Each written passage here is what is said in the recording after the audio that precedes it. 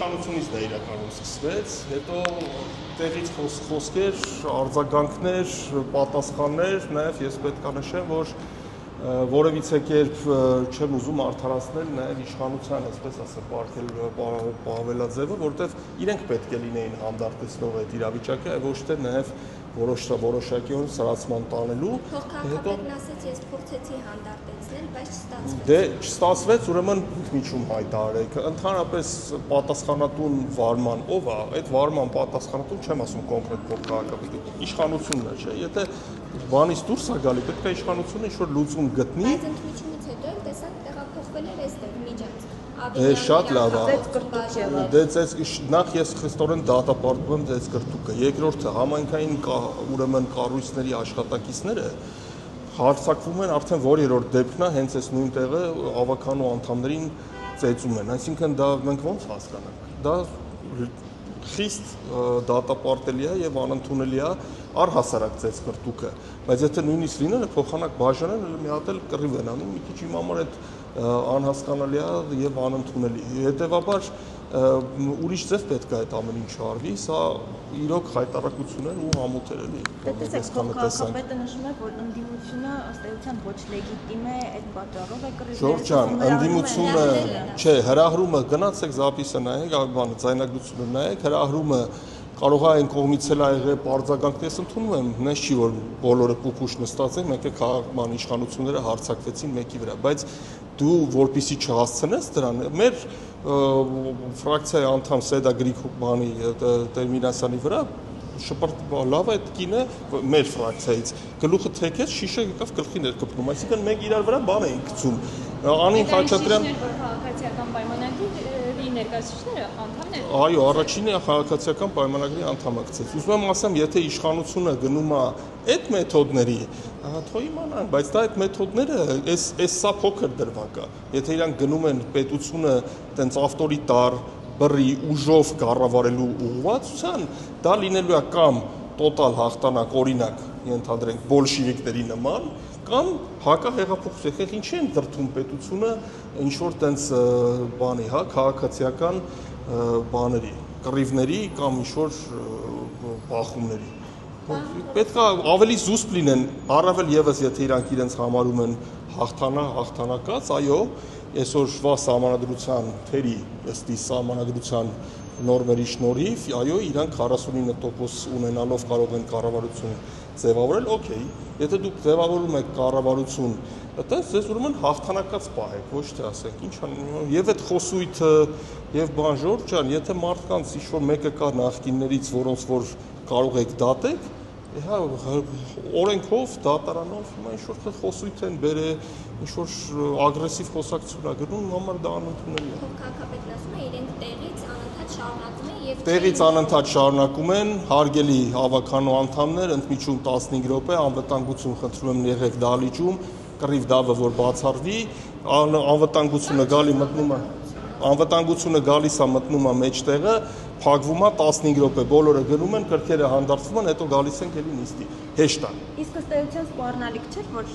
փոխքաղաքապետը ասում էր դուրս կգանք այդ ժամանակ ցույց կտամ կասեմ։ Անընդունելի խոսելաոճ, պետական համայնքային ուրեմն կարևորագույն նիստի ընթացքում։ Ով ուզում է ասի, արի դու թեկուս անդիմա թեկուս ես ասեմ, որ արի հելնենք դուրս գանք դուրսը խոսանք, կներեք էլի, որ սենց բակային տերմինաբանության եմ ասում, դա անընդունելի է, ես էլ ասեմ, էլի անընդունելի է։ Մի քիչ մենք արդեն որերորդ անգամն ենք այդպես բաներ տեսում, մի քիչ զուսպ պետք լինել եւ առհասարակ ես նաեւ իրենց ուզում եմ խորհուրդ տալ եւ իշխանություններին եւ հակառակ կողմի եւ եղեք զուսպ եւ պատասխանատու, որտեւ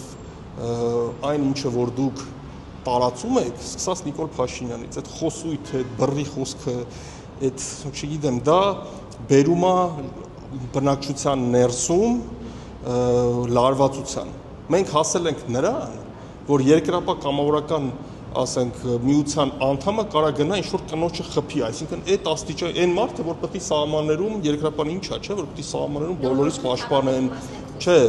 Մասիսում որ դեպք եղավ այս նախընտրակը, ուզում եմ ասեմ, դա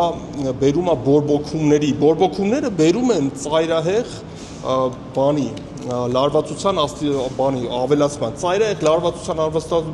ավելացումը կարա բերի քաղաքացիական բախումների էլ աստվածչանի պատերազմի։ Պարոն Թորոսյան, բոլշևիկներից խոսեցիք այս նիստի սկզբում Ամիրյան փողոցը անվանափոխվեց Պապ Թագավորի փողոց անվամբ,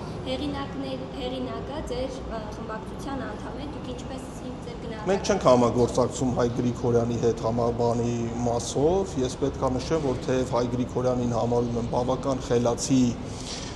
եւ գիտակ մարդ, որը իմ կարծիքով դեռ անելիք ունի այս ավականյում եւ դրական, ունեցել ենք եւ կան քաղաքական մոտեցումների տարբերություններ եւ մենք խնդրել էինք պարոն Գրիգորյանին նաեւ մեծամասնությունով ներսում այսպես ասենք ոնց որ